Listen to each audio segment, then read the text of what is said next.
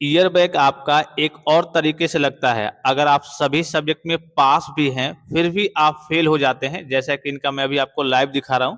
अक्सर बच्चों को यही मालूम होता है, जैसे कि मैंने आपको कई बार बताया है कि जो ईयर बैक का रूल है कि अगर आपकी 4 सब्जेक्ट में बैक है, टोटल सब्जेक्टों की संख्या जो जब भी आपका रिजल्ट आता है उसमें जितने सब्जेक्ट मेंशन रहते हैं, टोटल अगर आपके 4 सब्जेक्ट में बैक है अर्थात अगर आप 4 सब्जेक्ट में फेल हैं, कोई समस्या नहीं है। ठीक है, जैसे इससे ऊपर आपके सब्जेक्ट की संख्या बढ़ती है, जैसे आपका 5 सब्जेक्ट हो गया, ठीक है, 5 के ऊपर 6 हो गया, 7 हो गया, 8 हो गया, तो जैसे आप 5 पे पहुंचते हैं क्या होती है, आपकी ईयर बैक लगती है। ईयर बैक का मतलब क्या होता है कि आप फेल हो गए हैं। फेल का मतलब क्या होता है कि आप फर्स्ट ईयर से अब सेकेंड ईयर में जाने वाले थे, तो अब सेकेंड ईयर में नहीं जाएंगे, फर्स्ट ईयर में ही पढ़ेंगे।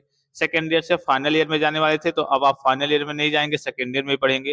फाइनल ईयर से अब आप पास आउट होने वाले तो पास आउट होने वाले थे, तो अब आप पास आउट नहीं होंगे, अब आप फिर से फाइनल ईयर अर्थात एक साल फिर से उसको आपको रिपीट करना होता है। ठीक है, ये तो लगभग सभी बच्चों को मालूम होगा। मैंने आपको कई सारे वीडियो प्रोवाइड किए हैं कि हाँ, अगर आपकी 5 बैक हो जाती है या फिर उससे ऊपर तो आपकी ईयर बैक लग जाती है। ठीक है, पहले इनका मैं आपको यहाँ पे इनका रिजल्ट दिखा दूं, मार्कशीट दिखा दूं। यहाँ पे आपको ऊपर दिख रहा होगा इवेंट सेमेस्टर मार्कशीट रिजल्ट जून 2026, यहाँ पे आपको दिख रहा होगा। अभी अभी का ये आपका रिजल्ट है, इसी बार की आपका रिजल्ट है।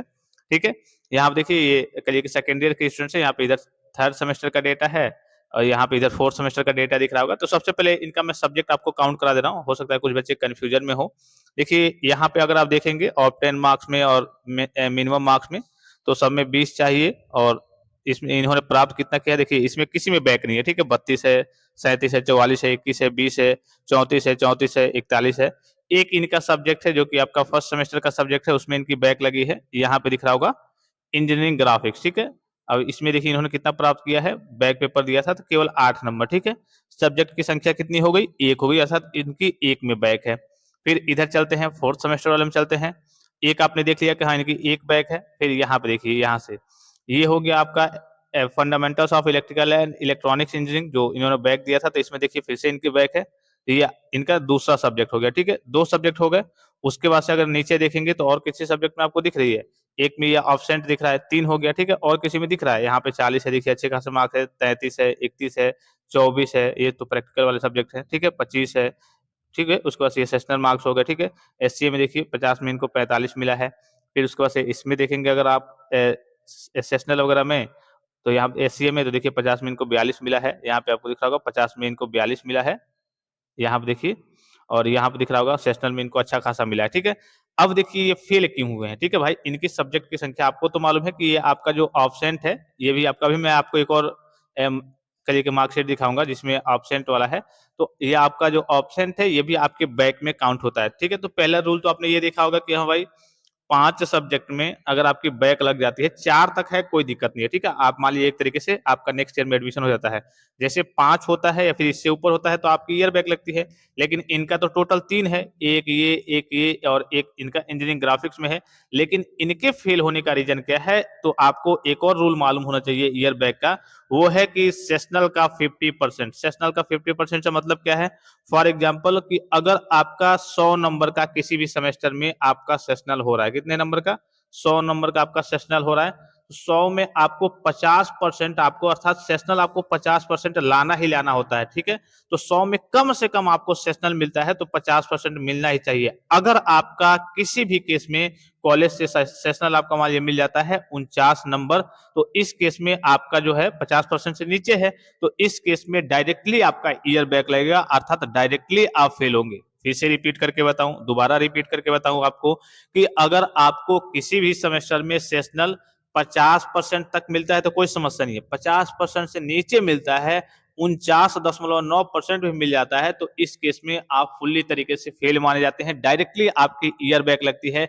इसमें कोई सुनवाई नहीं, आप रीचेक भी नहीं फिलअप कर सकते। भाई रीचेक तो आप सब्जेक्ट में फिलअप करेंगे, सेशनल में आपका रीचेक होता नहीं है, तो इसमें कोई सुनवाई होती ही नहीं है। जैसे और बच्चों को जब ईयर बैक लगती है सब्जेक्ट के चलते, तो उसमें उनको मौका मिलता है, चलिए आप रीचेक करा लीजिए। रीचेक में हो सकता है किसी सब्जेक्ट में अगर आपने अच्छे से लिखा होगा, नंबर बढ़ जाता है तो ठीक है, तो आपका क्लियर हो जाएगा।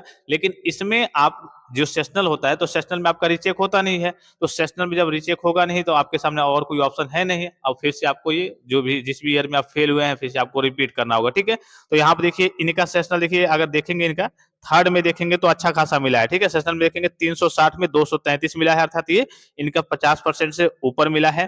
फिर यहाँ पे जब देखेंगे फोर्थ सेमेस्टर में इनको जो सेशनल मिला है तो देखिए 280 का है। ठीक है, 280 का है और मिला कितना है, 139 मिला है। ठीक है, 280 का कलिए कि एक तरीके से आधा कितना होगा, अर्थात 50% कितना होगा, तो 100 आपका कितना होगा, 140 प्लस 140 आपका कितना होगा, 280 होगा। ठीक है, तो कम से कम 50, मैंने कहा कि 50% कम से कम आपको कहिए कि सेशनल चाहिए होता है हर एक सेमेस्टर में, तो 140 इनको कम से कम चाहिए होता। ठीक है, कम से कम 140 चाहिए थे, 140 होता अगर इनका सेशनल तो बच जाते, या फिर इससे ऊपर होता तो बच जाते, कम से कम 50% चाहिए, लेकिन इनका 50% से कम है, अर्थात 140 से इनका नंबर कम है। और जब इससे कम होता है, 50% से कम सेशनल मिलता है किसी भी सेमेस्टर में, तो डायरेक्टली आपकी ईयर बैक लगती है, डायरेक्टली आप फेल हो जाते हैं, इसमें कोई सुनवाई नहीं होती है और कोई ऑप्शन आपके सामने नहीं बचता है। ठीक है, तो ये आप एक और रूल समझ गए कि हाँ, अगर आप मान लीजिए फॉर एग्जाम्पल कि ये सभी सब्जेक्ट में पास थे, ठीक है, फॉर एग्जाम्पल बता दे रहा हूँ,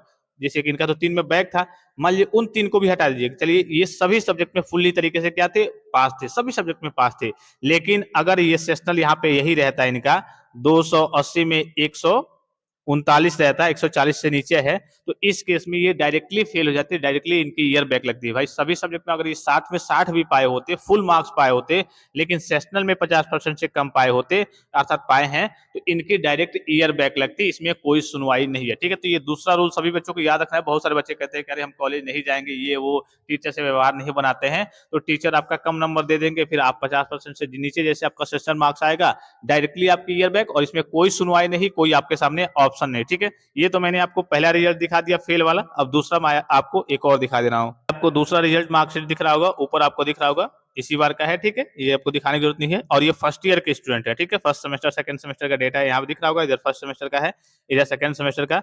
इसमें देखेंगे, यहाँ पे देखिए इनका, मैं पहले सब्जेक्ट आपको काउंट करा दे रहा हूँ, तो यहाँ पे देखेंगे तो ये इनका देखिए यहाँ तक तो सही है। ठीक है, एक इसमें है, यहाँ पे दिख रहा होगा 14 नंबर है। ठीक है, एक ये हो गया, फिर यहाँ पे देखिए एक ये हो गया, 2 हो गया, फिर उसके बाद से नीचे देखेंगे और सब में सही है। ठीक है, सब में पास है, तो 2 यहाँ पे हो गए, इधर हो गए, फिर इधर चलते हैं थोड़ा सा, तो इसमें देखेंगे तो यहाँ पे एक ये सब्जेक्ट हो गया, ये कितना हो गया, 3 हो गया। ठीक है, ये 3 हो गया। अब उसके बाद से क्या कहीं और दिख रहा है आपको, ठीक है, और सब में ठीक ठाक नंबर है, 30 है, 37 है, 34 है, 3 हो गया। फिर उसके बाद से चलिए 3 में तो ये हो गया। अब दूसरा देखिए, ये एब्सेंट तो है, लेकिन किस में एब्सेंट है, यहाँ पे दिख रहा होगा आपको, किस में एब्सेंट है भाई, प्रैक्टिकल वाले सब्जेक्ट में एब्सेंट है। ठीक है, और मैंने आपको बताया था कि चाहे आपका थ्योरेटिकल सब्जेक्ट हो, चाहे आपका प्रैक्टिकल सब्जेक्ट हो, प्रैक्टिकल में एब्सेंट है या फिर प्रैक्टिकल में फेल है, वो भी आपका बैक में काउंट होता है। तो ये 2 सब्जेक्ट में जो प्रैक्टिकल के सब्जेक्ट है, प्रैक्टिकल देने नहीं गए थे भाई, इनका थ्योरेटिकल में तो चलिए 3 ही था। ठीक है, तो ये बच जाते, कोई समस्या नहीं है, बस प्रैक्टिकल में सर से बात कर लिए होते या फिर अटेंडेंस लगवा दिए होते कैसे भी, तो ये बच जाते। लेकिन ये 2 प्रैक्टिकल में एब्सेंट है, तो 3 इनके थ्योरेटिकल के सब्जेक्ट हो गए और 2 इनके प्रैक्टिकल के सब्जेक्ट हो गए। और मैंने आपको बताया था कि सभी सब्जेक्ट आपके काउंट होते हैं, प्रैक्टिकल वाले भी काउंट होते हैं, तो 3 और 2 कितना हो गया, 5 हो गया। ठीक है, अर्थात कहने का मतलब है कि आपका जो थ्योरेटिकल सब्जेक्ट है वो तो आपके बैक में काउंट होता ही होता है, साथ ही साथ जो आपके प्रैक्टिकल के भी सब्जेक्ट होते हैं, जिसमें आप एब्सेंट होते हैं या फिर जिसमें आप फेल होते हैं, तो वो सभी आपके प्रैक्टिकल के सब्जेक्ट भी आपके बैक में काउंट होते हैं। तो 3 मान लीजिए फॉर एग्जाम्पल के लिए बता रहा हूं मैं, ठीक है, कि आप फिजिक्स में क्या है,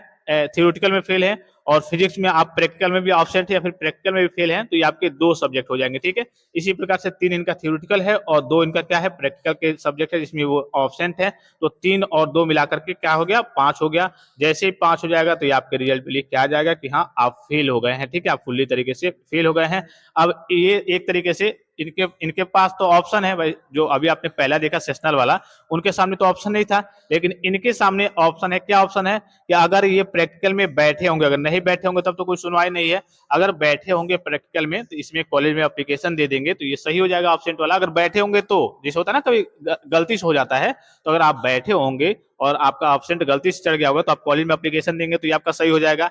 अब मान लीजिए चलिए ये आप वाकई में नहीं गए थे, आप कल के ऑप्शन थे ही, तो एक और आपके सामने ऑप्शन है, जो ऊपर आपके 3 थ्योरेटिकल के सब्जेक्ट है उसमें आप रीचेक करा लीजिए। जैसे उसमें रीचेक करा लेते हैं, हो सकता है कि एक सब्जेक्ट में भी अगर आपका क्लियर हो जाता है तो टोटल 5 है, एक में भी क्लियर हो गया तो आपका 4 हो जाएगा। तो फिर इस केस में आपका नेक्स्ट ईयर के लिए आप क्वालिफाई हो जाएंगे, नेक्स्ट ईयर में आपका एडमिशन हो जाएगा। ठीक है, तो मात्र आपके सामने एक रीचेक का ऑप्शन है, लेकिन सेशनल वाले में आपके सामने कोई ऑप्शन नहीं रहता है। और इसमें मात्र आपके सामने एक रीचेक का ऑप्शन है कि चलिए जिस भी सब्जेक्ट में आपको लगता है कि हाँ इसमें यार हम पास हो सकते हैं, हमने अच्छे से लिखा था, उसमें आप रीचेक कराइए। और रीचेक की डेट अभी जल्दी आने वाली है, मैं उसका जल्दी आपको वीडियो प्रोवाइड कर दूंगा। तो आप रीचेक कराइए, उसमें क्लियर हो गया, किस्मत ने अगर आपका साथ दिया तो आपका क्लियर हो जाएगा, नहीं साथ दिया तो फिर से आपको रिपीट करना होगा जिस भी ईयर में आप फेल हुए हैं। ठीक है, तो दोनों तीनों स्थिति मैंने आपको बता दी कि आप 5 सब्जेक्ट पे भी आपकी ईयर बैक लगती है, दूसरा सेशनल आपका 50% से कम है तब भी आपकी ईयर बैक लगती है, और तीसरा कि आपके थ्योरेटिकल के साथ साथ आपके जो प्रैक्टिकल के सब्जेक्ट है उसमें भी अगर आप ऑब्सेंट रहते हैं या फिर फेल होते हैं तो वो भी आपके बैक में काउंट होता है। इन सबको मिलाकर के अगर आपके 5 सब्जेक्ट हो जाते हैं